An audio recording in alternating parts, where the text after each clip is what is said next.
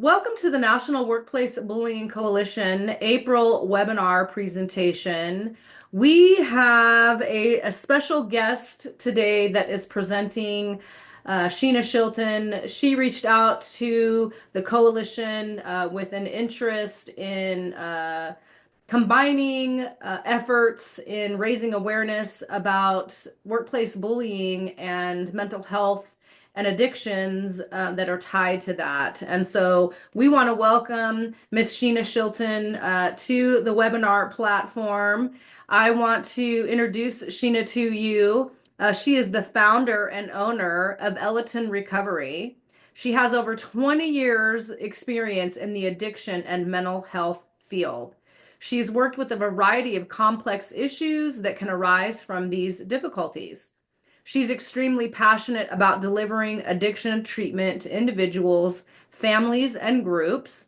Her approach is psychoeducational, using a variety of modalities and cognitive behavioral therapy to help change destructive and dysfunctional behavior patterns that are interfering with daily life. Sheena has owned a private practice for over 10 years and has had the privilege of becoming an expert in assisting individuals to process the journey of addiction and mental health in addressing the complex issues that substance abuse assists in hiding and suppressing along with the family impact. So welcome to the webinar platform, Sheena. Please take the mic and the floor, and we are excited for your webinar presentation today, Breaking Barriers, Crushing Stigma and Mental Health and Addictions. Well, thank you. Thank you for having me. I'm excited to be here. So let's get started. This webinar is a part of a current workshop that we are presenting. So I've just taken a bit out of that to help create some understanding around stigma in the workplace. So stigma is really, what is it, right? How do we look at that? What does it look like?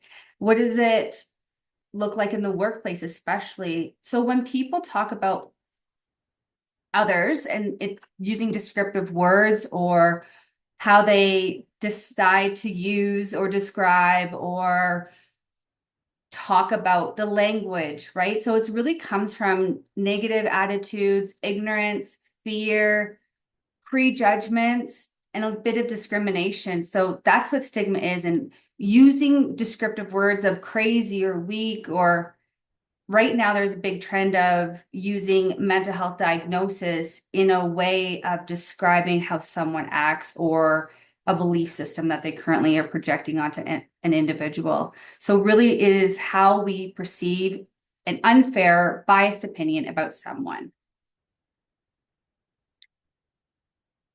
So some frameworks that we can look at when we talk about mental health and addictions is really like the understanding of what that looks like and how does it come to be, and how does that individual become who they are. So it's really about the factors of that individual, the history, that the journey that they've walked through in life. What does it look like? Their family dynamics, how they grew up, how much support that they had around. Did they have family members, or was it just that one family unit in a different location from the rest of their family or extended family? What was the upbringing like? What was the expectation of them?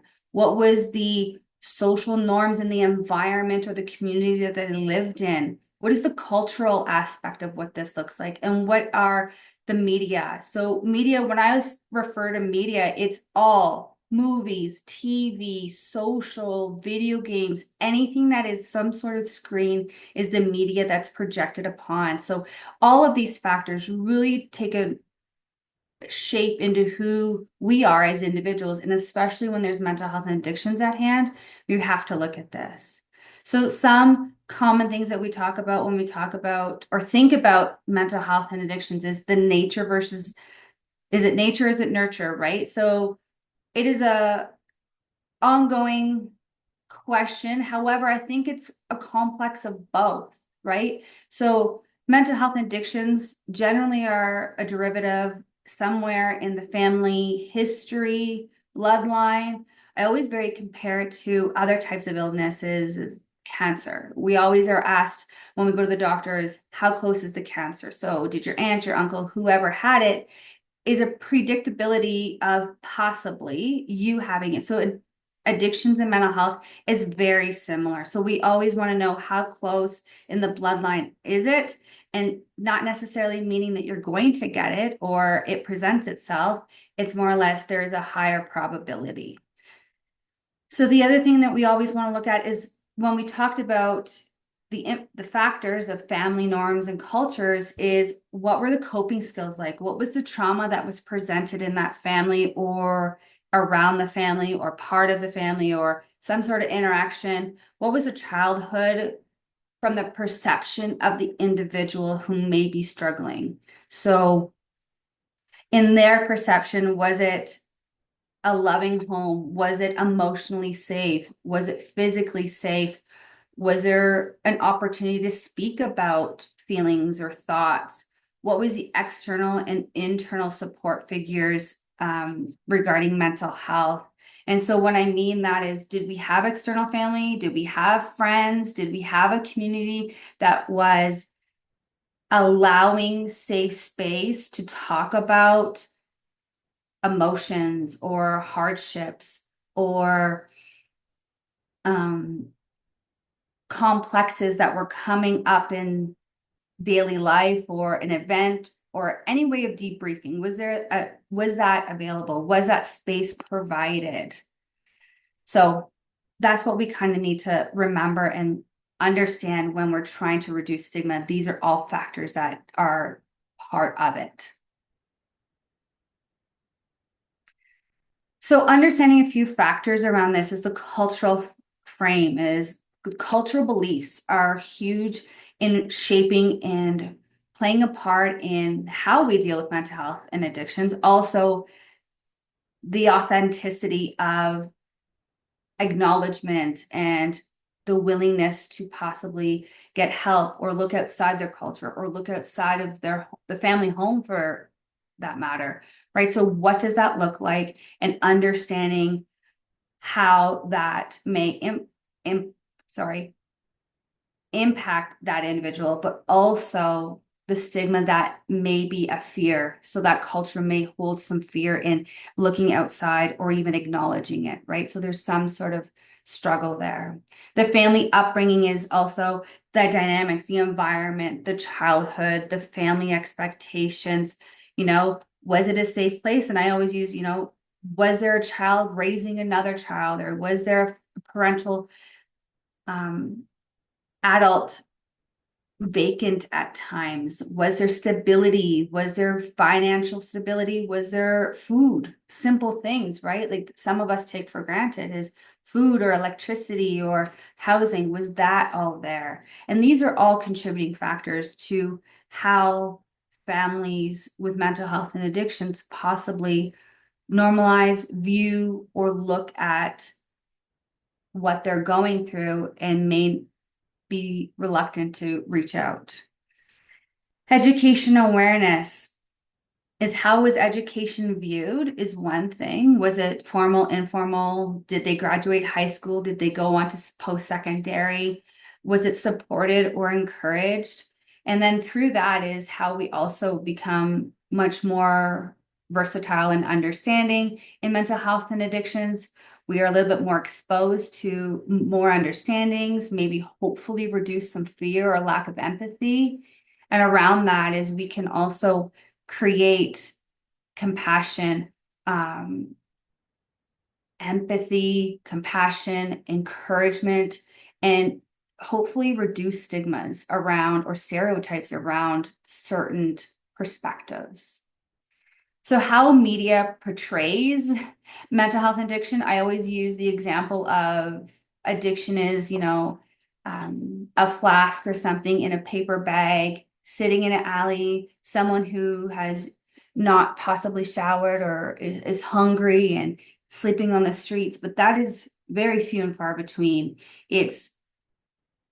That is what media has portrayed what addiction looks like. Addiction falls, it's not discriminatory, it is it doesn't have an identity that it wants to hold. It is anybody, and anybody is up for, unfortunately, this disease. And so when we try and talk about how the media plays this, it is often reinforced negative, stigmatized stereotypes of images with very radical thinking. Yes, addiction and people who struggle have come across hard times, maybe have made choices that they don't necessarily wish to be excited about.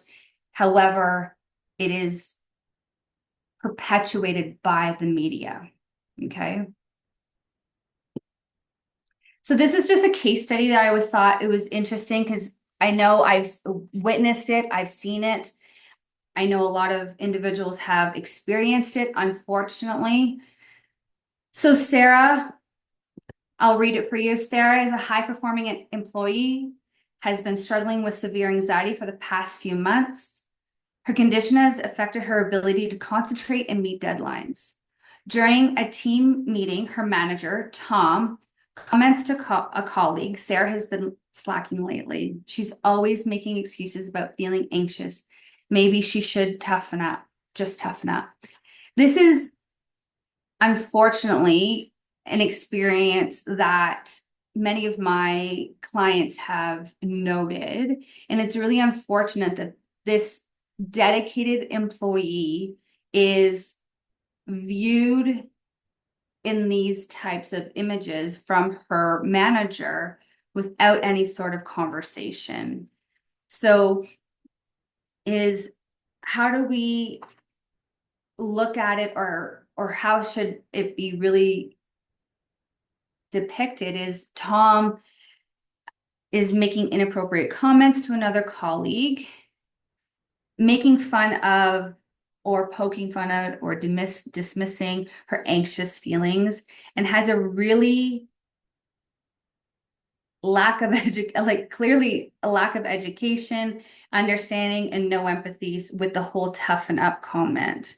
So my question is, what is the impact that this is having on the colleague that he said this to, on top of if Sarah knows it, or if it got back to Sarah? How would her performance be? How would she feel in going to work, in the environment, being, within range of Tom?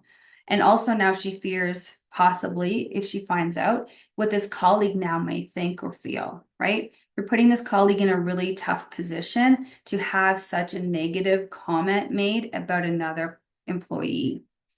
So this is possibly Sarah's result will be lower performing, may struggle coming into work, may struggle with any sort of communication on top of what she's already possibly struggling with. It creates an environment for more mental health concerns, and it also creates the option of losing a high performing employee when you speak with someone with such degrading connotations. This is another one similar. However, during a casual conversation in a break room, a group of colleagues are discussing their experiences with mental health. One friend, Emma, mentions that she has been diagnosed with depression, and another friend, Dan, who's a supervisor, laughs and says, "Oh, come on, everyone gets sad. Sometimes you're just being dramatic." And, it's lovely that this environment talks to each other as in a friendly fashion, considers each other friends, looks to each other for that Emma would feel confident in saying that she's been struggling with depression or been diagnosed with depression in an environment where she thought she had friends. So now it's not just her superior, it's also a friend that she's now dealing with, and that odd dynamic of what does she do? So how does this impact the friendship? How does this impact the work environment? Is this creating a safe place? Is this creating empathy? Is this creating an open door for conversation? And having such a demeaning and dismissive look on it, and that she's being dramatic, is not creating an environment where Emma is going to want to say anything. So she's been diagnosed, I would assume, by this is that she's, well on her way and in recovery. However, if another episode were to happen, is she going to talk to Dan if that's her supervisor? Is she going to want to come into work, or is she just going to disappear? Which also is not healthy for anybody, right? So we need to really be careful in the language that we use, who's around, and what is the goal? I always ask my clients is, what is the goal? When we're doing this, what's the goal? What are we going to get out of this? So some strategies and challenges to overcome stigma is really to educate and awareness. It's more than just a poster. And I know lots of environments have posters and call this bullying hotline, or call this mental health and addiction hotline, or call this hotline. It's really creating an environment through education, but also the action that comes with that. So if there's constant change in posters, that's great. It doesn't become a stagnant item on the wall. It's changing. There's new information. It's a new poster, which creates, yes, awareness and education. However, it also shows that you care. The environment, the organization cares about this. It's important to them. Using language around first person is proper. So these individuals that struggle with mental health and addictions, they're people, they're human. They need to look at the individuals first, right? That is Susie, that is Tom, that is Bill. That's who they are first. They are not a person with schizophrenia. They are a person with schizophrenia, right? So that, what I mean by that is that's not their identity. It's not who they are. It's what they are struggling with. It's no different than saying Sheena has blonde hair, or that blondie. No, it's Sheena and she has blonde hair. So it's understanding what comes first, what does that look like, and acknowledging that that is a person and a human, and that's where they need to be identified as first. Promotion of communication and starting the conversation. So it's becoming normalized, talking about this in break rooms, talking about it in lunch and learns, talking about it in the, at the water cooler, and understanding that if people have a safe feeling to talk about these people in these organizations and at work spend 40 plus hours a week there, that's a significant amount of awake time in an environment if you don't feel safe. So we need to create that. And that becomes by the breaking down the barriers, creating conversation, acknowledgement, and creating space for people who may need a little bit of extra whatever to get them through their struggle at this moment. And then the last one is creating assumptions, right? So challenging negative assumptions, and whether it's at home, work, social settings, on the ball field, on the football field, in wherever, it's understanding that we all have a role to play, and challenging if anyone in those environments are using negative connotations, or continuing to use stereotypes, or continuing to use some sort of stigmatized language. It's up to us to help them reframe it and educate when it comes to that. And when we hear someone making these kind of dismissive or judgmental comments, it's met with empathy so that we can help reframe that. Okay.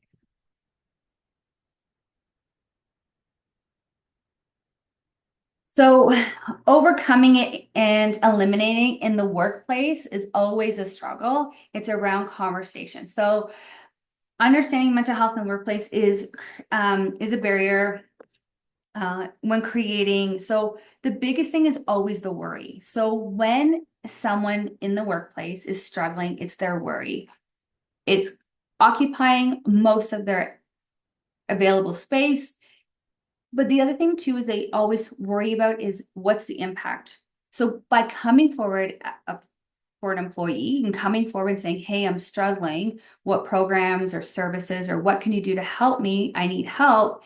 They sit in their own struggle because the fear of judgment, the fear of some sort of negative impact on them, some sort of possible job loss, any sort of fear that is related to work is so crippling if they don't know it's a positive or safe environment to speak about or ask for help. Right. So that is the biggest thing, is we need to create an environment where they can ask for help. So the education awareness is through training and workshops, lunch and learns.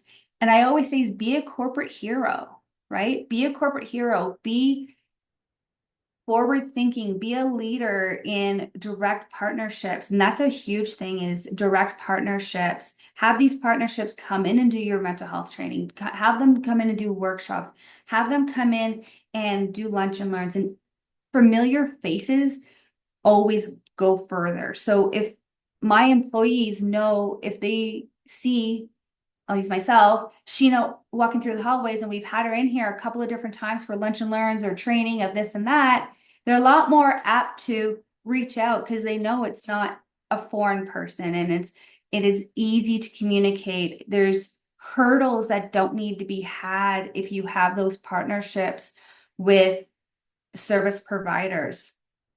It's creating a, I always say I don't want any red tape and I don't want any hoops to jump. If we can make this process as easy as possible, that's what's in everyone's best interest. It gets the employee the help they need and can return to work faster. So promoting open conversations is, again, going back to open conversations, but genuinely having them and allowing for difference of opinion, but also allow for education at the same time.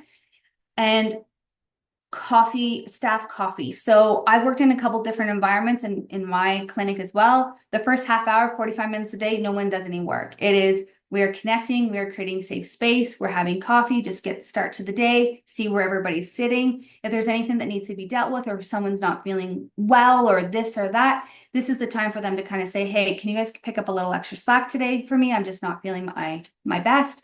And we're met with encouragement and support and empathy, and is there anything else we can help you with? So having that time when it's expected to do almost nothing, right, can go pretty far. Creating a safe space.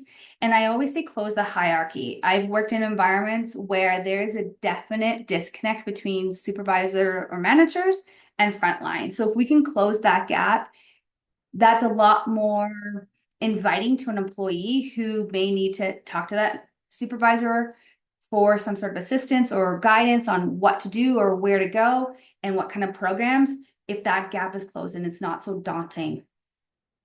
Offer confidential support. So a lot of places have EAP programs. You need to be really involved with your EAP, because I know a few companies that I work with, they work with an EAP, but it's very distant. It's at a very arm's length. They're not in communication often. And it's sometimes the services are so far out of the wait lists that it's not of any benefit. So that's where it goes back to direct partnerships, is that if you have direct partnerships with organizations, it fosters quicker, easier access and more direct care. Excuse me. And then the other thing too is when someone comes to you or needs anything, it's met with no judgment, soft, kind, empathy, and reinforcing that there's no negative impact on the employee by coming forward. And they need a lot of reassurance around that. So creating an inclusive workplace is one of the things that is hard, but we can do it. So through the things that we've already spoke about is, one, encouraging outside. So I would say forward thinking, but outside thinking is outside the general box of what a traditional environment would look like. So I'll give you an example. I worked in a clinic once, and every Thursday afternoon for an hour, the entire office shut down and everybody went to meditation. That was the standard. It was what people did. It gave the therapists an opportunity to decompress. There was no expectation. They could go and do some self-care, and it was a way for them to have a break, reconnect for a moment. And that was one option. Another one is flexible work schedules or work environments or any sort of, I always say is I'm always up for outside the box thinking, and whatever's going to work best for them and the job get done, let's do it. Right. And the other thing too is when, if anyone leaves the work environment for a period of time and then tries to come back, really trying to have that integration plan met with kindness and encouragement. And it is really daunting for people that have left maybe work on uncertain terms or it was unexpected. They don't know how to come back. There's a bit of embarrassment possibly or fear of judgment in coming back into the environment. We really need to foster that encouragement that it's okay and we have you and we'll get through this and you're going to be okay and we're going to support you. That's all they need. Little encouragement words can go extremely far. The peer support and allyship is super important as well, depending on how big your workplace is, but peer programming with training. So don't just appoint someone to be the kind of like the support person, but also have them, give them extra training, give them opportunity to connect with their colleagues and encourage them to have check-ins. And but the biggest thing is to ensure that confidentiality and genuineness is there. So this is a person that can hold that responsibility and ensure the confidentiality is met and they're a super genuine person, then I think that can go really far in encouraging continued education. We have to have constant education when it comes to how to reframe an environment because old habits die hard. So we need that constant confirmation of what we're doing, where we're going, and how we're going to get there. So for leadership is understanding their role and being able to be approachable with empathy. Calmness is a huge one, depending on the circumstance that the individual is under, and encouragement for programs. So maybe encouraging your employees to go to training, maybe outside the work environment for training of any sort of mental health or addictions or anything that pertains to that. Using proper language, correcting language, using first person, seeing the person first, and then needing to deal with the struggle, disease, or concern. Always identify that they are a human first. That comes huge. And then creating those partnerships. Partnerships can go very far and they are very effective. So creating those are super important. So final thoughts, reducing stigma, it requires continuous education, leading by example, and inclusiveness and challenging what our thoughts are and standing up for those around us, especially in those work environments, right? Checking in with your neighbor, checking in with and I meant by like your work neighbor or anybody, I guess, and then creating a safe, approachable, understanding, and positive work environment. Therefore, the production of everyone will go up, happier employees, which in turn stay longer and feel well respected. That's a bit about us. It was quick. However, any questions? Yeah, Sheena, I have a question. Sure. First of all, thank you so much for this presentation. It has really caused me to want to research more on the topic, right? So, um, my question is, when we're talking about bullying in the workplace, right? And people who, who are experiencing mental health disorders or addiction challenges in life. And, there's such kind of this stigma, like you're talking about, especially in the workplace. And so how do you or what do you have to say when somebody is experiencing being bullied or harassed or retaliated against in the workplace by a peer or a supervisor, in regards to a mental health disorder, or workplace accommodation requests that are obvious, essentially, that other staff, can see, right? Um, how, what do what would you say to somebody who's experiencing that? Because a lot of times, people come into the workplace, they have a disability, in anybody who's been diagnosed with a mental health disorder essentially is an American with a disability, and they are entitled to federal protections under federal law, Yep. under the ADA Act. And so I'm sure as well as we do that that doesn't necessarily mean anything for uh, for the individual. Um, but how can somebody manage that? How can somebody deal with that when they're being bullied in the workplace because of a mental health disorder? That definitely shouldn't have been disclosed. But oftentimes it is. It's disclosed, it's talked about, it's gossiped about, and targets essentially, experience, more retaliation or more bullying, or more isolation, because that information is being discussed and gossiped about. So what kind of advice or support, as a professional, can you offer to somebody that has a mental health disorder, that has addressed it at the workplace, and essentially feel they're being bullied further or retaliated against or even harassed about it? Yeah, I mean, I've seen it, witnessed it for sure. It is a very uncomfortable place to be, and I don't wish it upon anybody. However, it is unfortunately a reality. And what I have seen is because the environment is not fostering, it's not healthy to begin with, right? So that's what I see is that is this environment their best interest? And how can that individual possibly educate or what can they do within their own means? So I always ask, depending on what the accommodation is can we limit the amount of time we're at work?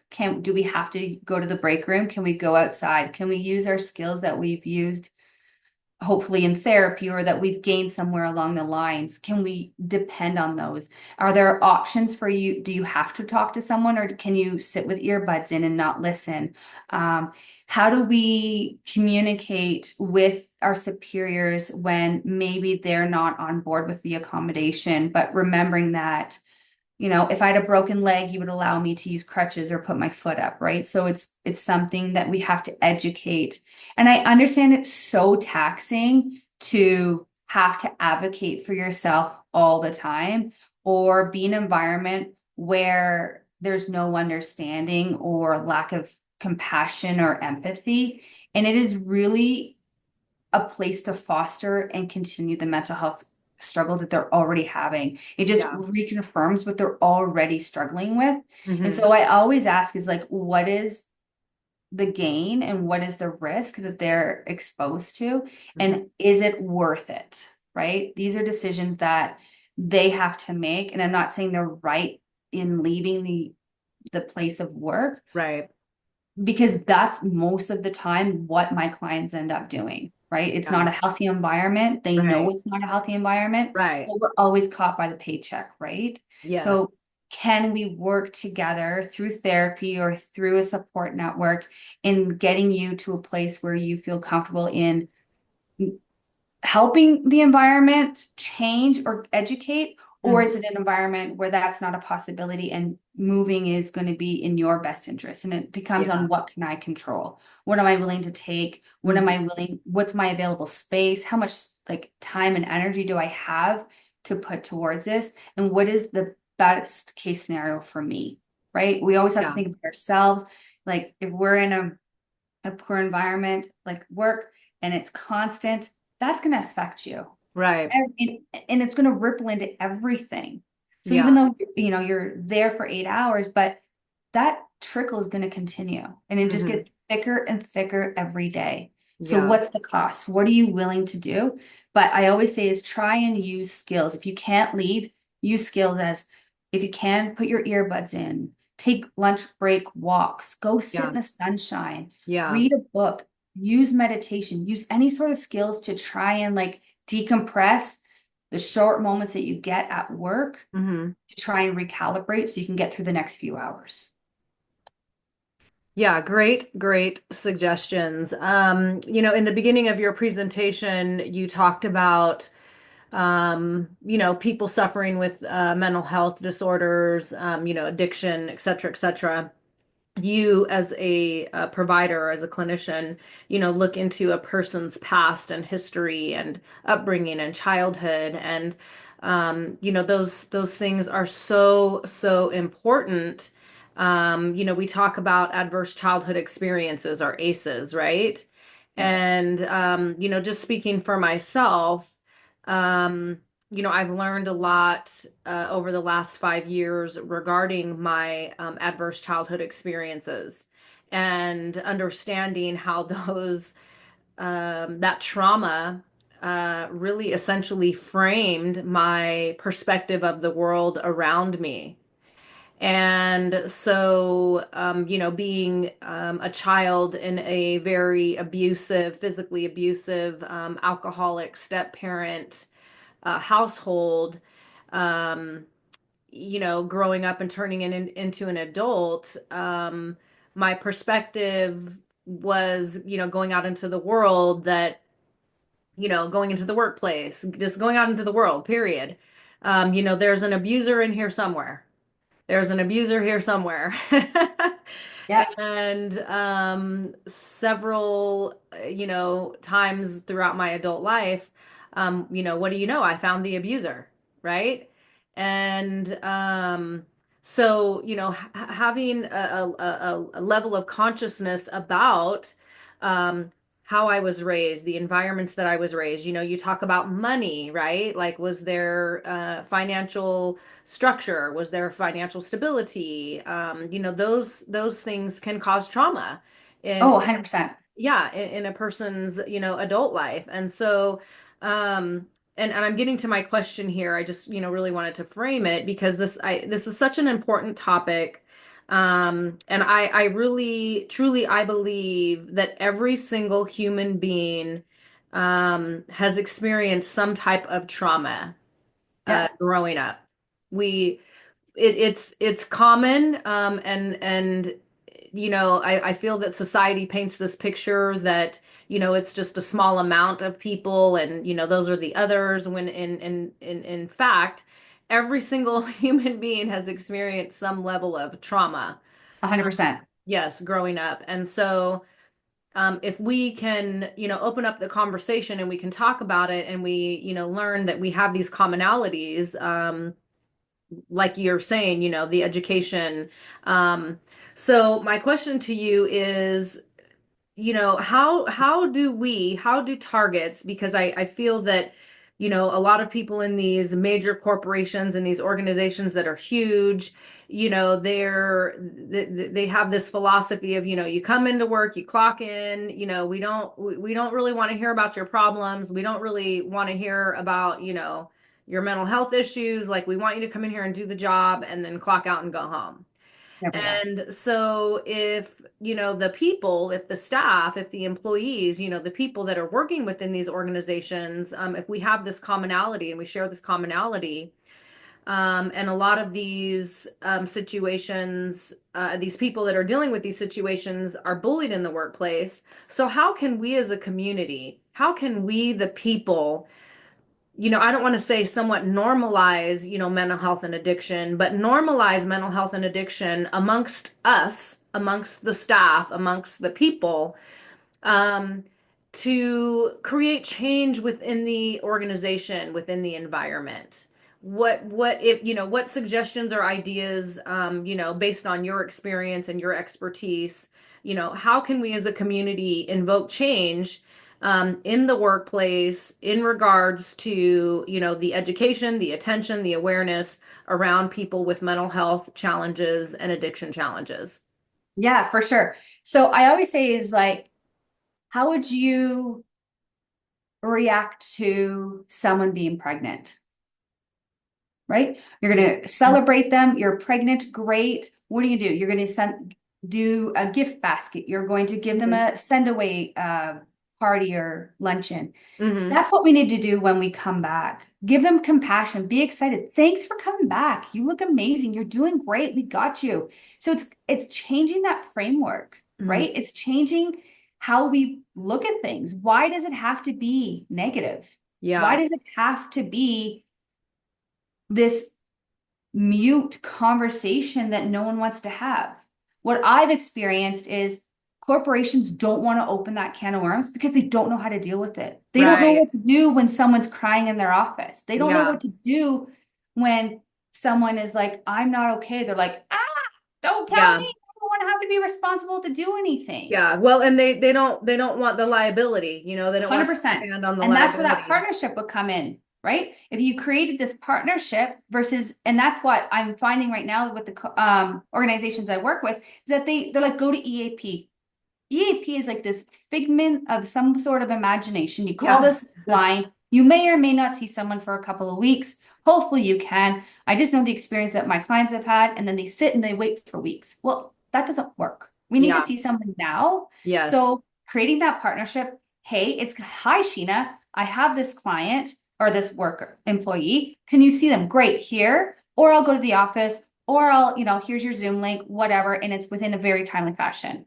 We get what they need. They're back to work before EAP can even shake a stick at it, kind of Yeah. thing, right? And Exactly. that's where that connection comes from. If the employer sees, or any sort of environment sees that they truly care about us, and I don't have to go into this long-winded process, and they've created this partnership, I'm going to take the easy way. And that's what I find corporations have done is they've made this it's so complex, so many hoops to jump, so much red tape, so much Hmm. paperwork. It is Hmm. so daunting to anybody that is struggling. Yeah. I worked in an environment where you had to have 3 phone calls before you actually talk to like a human that can do anything. And Yeah. I was like, I can't do that. And I'm sober Yeah. and I'm okay, right? Like that just seems so daunting and Right. just so redundant. And it's not getting what they need. And I think that's what we need. We've lost the focus on what they need versus Hmm. trying to appease the corporate politics of job creation, Right. right? So we need Yeah. to get back down to grassroots, get down to what the goal is of genuinely caring about our employees and how can we do it with ease, Yeah. right? On Yeah. both sides. I'm sure that a lot of organizations would like a conversation, be like, hey, this is what's going on. What do I do? Cool. Do this and this and this.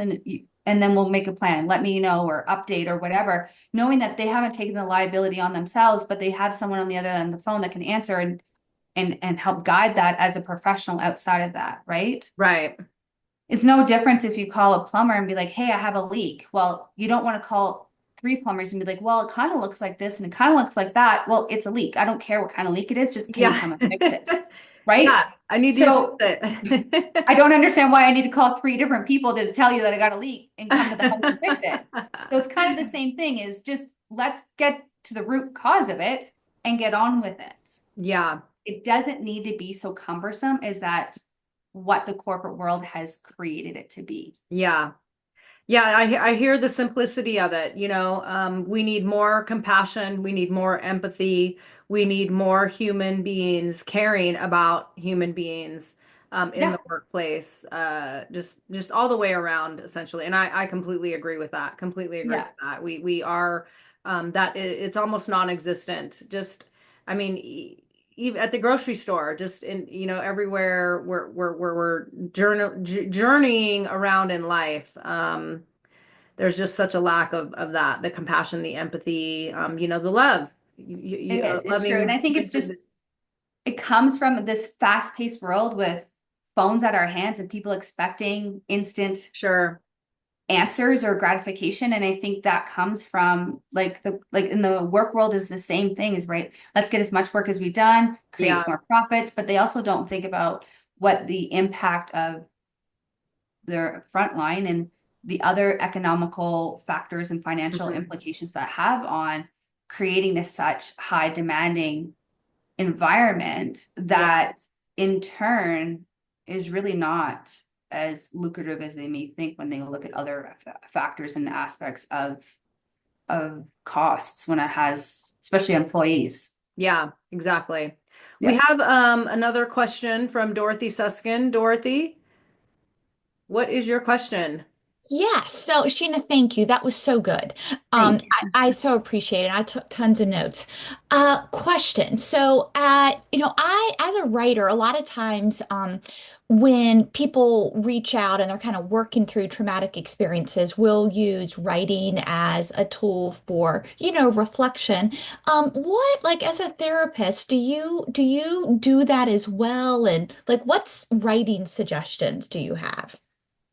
I always, it is like a number one in our clinic for sure. Writing is, I always say, write when you're very angry and use the language and write it however you wish, because I find it gets the pointed edges off a little bit. Yeah, I love that. And so I always say just write. It's not like Dear Diary, I have a crush on Steve. It's, I always say is write the date, the time, and what the weather is. Those are my three things when it says what's going on, especially if you have anything going on, anybody. Because what happens is when you're upset or, if anything's happening, getting it out, there is a huge research around the connectivity around physically writing, not typing or text to talks or text to talk. It is the physical aspect of writing and the therapeutic value that has in that. So I really encourage my clients to do that. On top of it gives you perspective after you're done writing to see, okay, I can't say that, or maybe I can't say it in that way. And it allows a place of reflection once you got that initial gush of emotion out, right? So I always say there's no rules when it comes to writing. You can write back to front, inside out, different language, upside down. I've seen it in a circle. I've seen it in very creative ways. It doesn't matter. Just get it out. It's better out than in. So yes, I always encourage writing. It's one of those that they fight me on it a little bit, but then they are very gracious when or happy when they come back and be like, that was really helpful.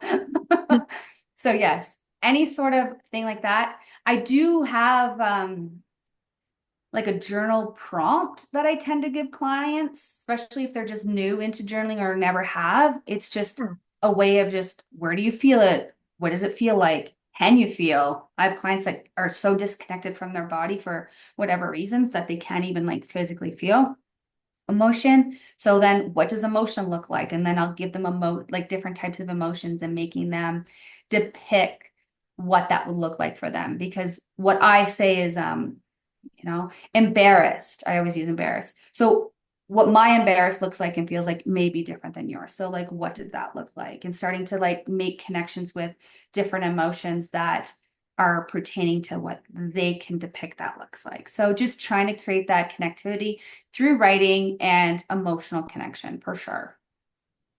That's great. Thank you so much. You're welcome. Well, I believe that is all the questions that we have for you today, Sheena. On behalf of the National Workplace Bullying Coalition, I just want to extend a heartfelt thank you and just so much gratitude to you for presenting for us today. In closing, please share with our audience how they can directly connect with you. How can they find you? We want to let everybody know that you are our friend in Canada. And we are connecting our grassroots efforts together from country to country. Yeah. So please let everybody know that you've got the slide up on the screen, your Yeah. address, phone number, your website, and your email address, and your social media handle there. So please just Yeah. review that for our audience. Yeah, so we're Elleten Recovery. We're located outside of Calgary, Alberta, in Cochrane, a small town. Super discreet location. Most people can't find us, so that's perfect. And my phone number is 587-585-1660 and my eltenrecoverymanor.ca and then at Sheena, eltenrecoverymanor.ca. We are on all platforms at Elleten Recovery and follow us on LinkedIn or Instagram or Facebook or TikTok. We're all there. Perfect. Thank you so much. Thank you so much, Sheena. We anticipate welcoming you back for another webinar presentation potentially in third or fourth quarter of this year. Per- So Perfect. thank Thank you. you for having me. It was a pleasure. Yes, thank you so much. We will be in touch, young lady. Thank you. Thank you. Take care. Bye bye. Bye bye.